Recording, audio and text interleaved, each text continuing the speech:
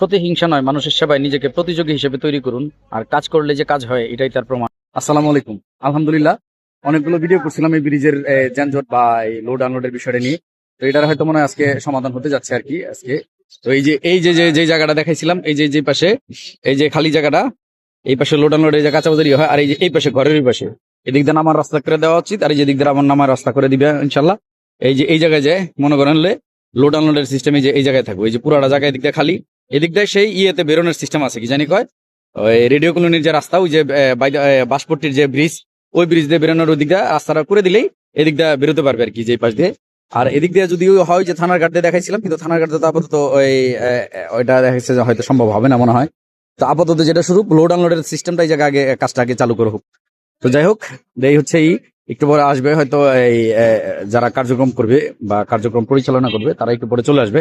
এই নিচের জায়গাটা, এই যে এখানে কাঁচা বাজারের হয়, আর ওই যে হচ্ছে থানার ঘাটের এদিক দিয়ে আবার এই যে কাঠপট্টি, অনেকে এদিক দিয়ে জ্যাম লাগলে এই যে মোটরসাইকেলে যে যাইতেছে, এই পাশে যদি মেইন রোডে জ্যাম লাগে, ওই অনেক সময় দেখা গেছে মোটরসাইকেলটা অল্টারনেটিভ ভাবে যাইতে পারে এদিক দিয়ে, এদিকে জ্যামের কারণ এদিক দিয়ে মোটরসাইকেলটা যায়।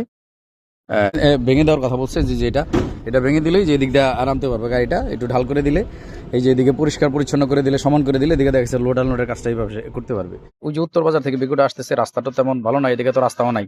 ওই পানি উন্নয়ন বোর্ডের কাজ করার পরে বিভিন্ন ওয়াল টল যেগুলো উঁচা হয়ে আসলো, ওদিক দিয়ে আসতে খুব কষ্ট হইতেছে। তো যাই হোক, আসছে, এই যে দেখেন এখনো এই মুহূর্তে আমরা দাঁড়ায় থাকা অবস্থায় কি পরিমাণ জ্যাম এই ব্রিজের ভিতরে। তো যাই হোক, এই জ্যামটা এখন নিরসন হবে আমরা আশা করি, যেটা অনেক দিনের আশা ছিল মানুষের, অনেক সাধারণ মানুষের দুর্ভোগ। 2টা থানা 3টা থানার মানুষের যে এটা দুর্ভোগ, বাজার সাভারের যে বৃহত্তম পাইকারি বাজার এবং অনেক বড় বাজার, সেই বাজারের এই ভোগান্তি, এই জ্যামের ভোগান্তি, অনেকে এই জ্যামের কারণে এদিকে আসতে চায় না। তো যাই হোক, আমরা ইনশাল্লাহ আশাবাদী যে এইটা সমাধান হইলে মানুষের জ্যাম ওইখানে থাকবেই না, এবং সাধারণ মানুষ খুব অনায়াসে যাতায়াত করতে পারবে।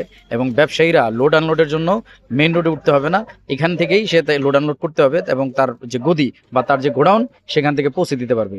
তো এই হচ্ছে বিষয়। তো আপনি যদি কাজের উদ্যোগ নেন ভাই, কাজ অবশ্যই সমাধান করা সম্ভব।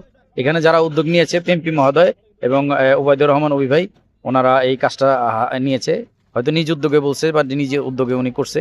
তা আপনারা যে জায়গার প্রার্থী বা যেই জায়গা থেকে যে আপনি নির্বাচন করছেন, আপনি আপনার জায়গা থেকে কাজ করে যান, এবং সফলতা অবশ্যই আসবে।